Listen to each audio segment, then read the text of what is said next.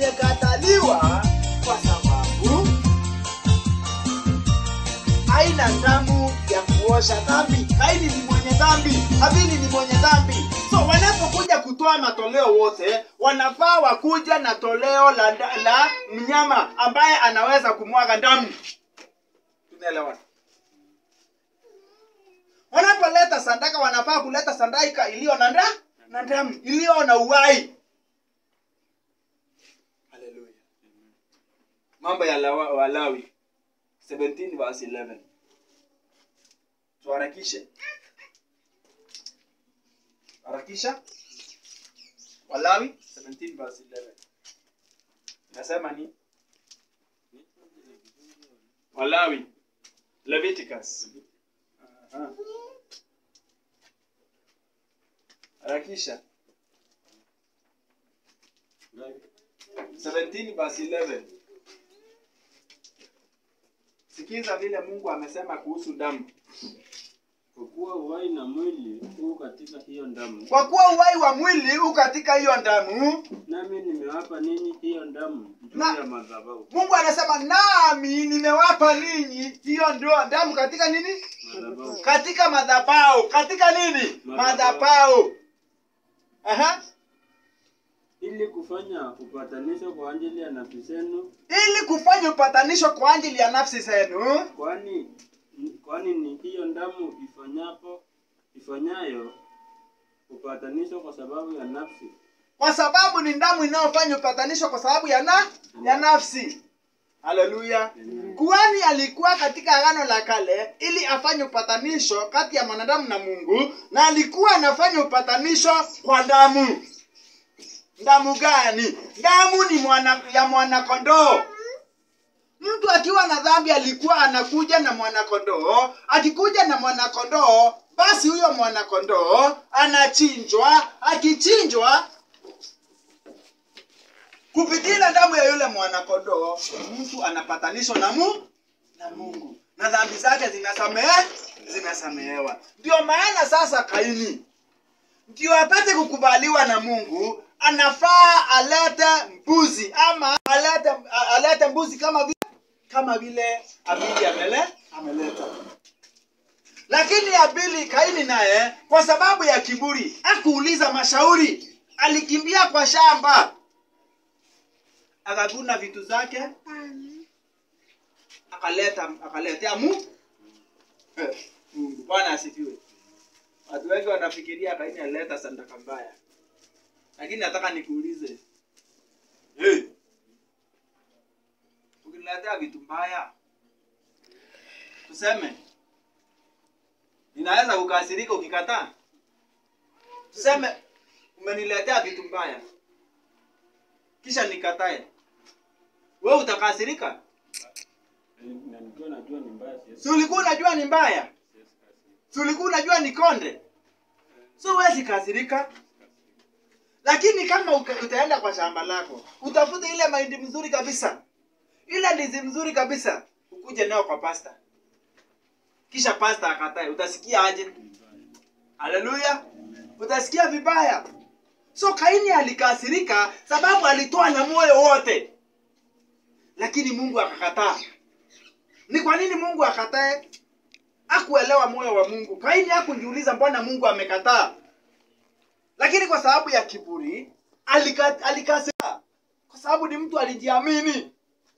Wakati tunapojiamini, tunaweza kumesa hapo hata na kanisa. Tunaweza kumesa hapo hata na mtumishi wa Mungu. Tunaweza kumesa hapo na neno la Mungu kwa sababu ya kujiamini. Kujiamini huwa kunaleta shida katika familia na katika hata kanisa. Haleluya. Watu wengi kwa sababu ya kujiamini wamejiingisha katika tamaa mbalimbali. Wameanguka katika mauchungu ambayo hawawezi hata kuyanena kwa sababu ya kujiamini, moyo wa kujiamini. Wakati unapoingiwa na moyo wa kujiamini, hapa ndipo nakutaka hata mtu anataka kutafuta bibi mwingine kwa sababu ya moyo wa kujiamini, moyo wa kiburi. Bwana asifiwe. Kaini amejiamini. Wakati Kaini amejiamini, basi anaweza letea Mungu sadaka aina yao le. Si Mungu ni sadaka anataka, hata nimletee mahindi basi. Lakini Lakini Mungu hataki sadaka kwa sababu yake. Anataka sadaka kwa sababu yako, ili wewe uoshwe dhambi. Kaini. Halo. Mungu anataka Kaini awe kiumbe takatifu. Mungu anataka kuosha dhambi za Kaini. Lakini Kaini ile sadaka analeta haiwezi kumsafisha.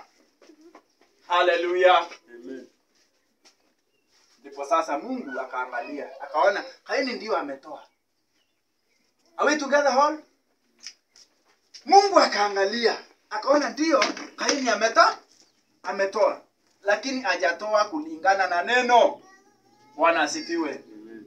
Unajua watu wengi hata wanapotoa hawatoaji kulingana na neno. Wanatoa tu. Bwana asifiwe. Haleluya. Wakati unapofanya kazi ya huduma, unafanya tu sababu iko na lazima ufanye. Haufanyi kulingana na neno. Bwana asifiwe. Kaini alitoa lakini hakutoa kulingana na neno. Neno linasema nini? Ikiwapo mtu amefanya dhambi kulingana na kitabu cha Walawi 4 mstari wa 27. Kama mtu amefanya dhambi, chenye anafaa kuleta si maombi, lakini siku ya leo watu wanaomba lakini si kulingana na neno. Kama mtu amefanya dhambi, si maombi anafaa afanye, hapana. Si kwenda mlimani, hapana. Anafaa alete mbuzi mke mkamilifu, hawe matoleo kwa ajili ya dhambi yake aliyoifanya. Lakini siku ya leo watu wanaenda mbele ya Mungu, Mungu mimi ni mwenye dhambi. Nani alikuambia Mungu anakubali machozi? Mungu kile anaona ndiye aweze kusamehe dhambi ni damu ya mwana kondoo. Amen. Haleluya. Amen.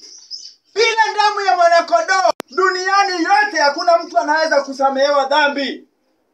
Damu ya mwana kondoo tu ndio iko na uwezo wa kuosha dhambi ya mwanadamu.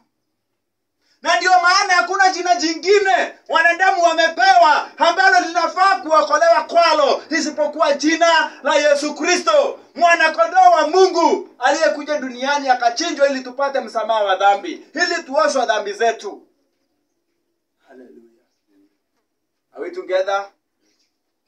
Watu wamesimamisha mambo mbalimbali, kwenda milimani, kufunga siku 7, sijui nini, maombi ya kufungua mwaka, maombi ya kufunga mwaka. Lakini hayo yote hayawezi kuosha dhambi. Hayo yote hayawezi kukamilisha dhambi. Hayo yote hayawezi kukamilisha mwanadamu. Kinachohitajika ni kazi ya msalaba. Damu iliyomwagika pale msalabani. Kaini anasimama lakini sina damu, sina kazi iliyofanyika pale msalabani. Hapana, Kaini anasimama na kazi zake. Vitu za ardhi, mazao ya ardhi yanawakilisha kazi ya mwanadamu, bidii ya mwanadamu. Haleluya. Zenye alitoa zinawakilisha jasho lake. Jasho lako ama bidii yako haiwezi kukufanya ukubalike na Mungu. Halo? Kinachotufanya tukubalike na Mungu ni damu ya mwana kondoo. Bwana asifiwe. Amen. Kazi aliyoifanya msalabani Bwana Yesu Kristo ndio inatufanya tunakubalika na Mungu. Are we together? Kwa hivyo tuelewane. Kaini sadaka yake haikukataliwa kwa sababu ilikuwa mbaya. Amen? Amen. Haikukataliwa kwa sababu ilikuwa konde. Ilikataliwa kwa sababu hakutoa kulingana na neno. Are we together? Hey, tuko pamoja? Hakutoa kulingana na neno. Alitoa kulingana na mawazo.